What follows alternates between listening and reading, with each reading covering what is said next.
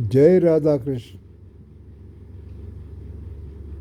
वस्तु कभी अपवित्र नहीं होती।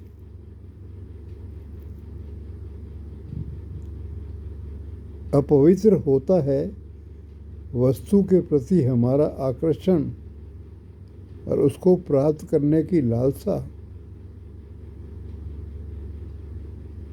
इसके बाद की यात्रा है वस्तु के खो जाने का भय।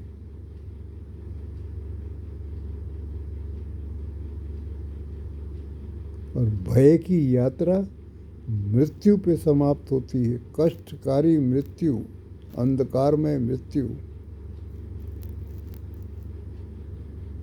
फिर यात्रा होती है जन्मों के महाचक्र में फंस जाने की।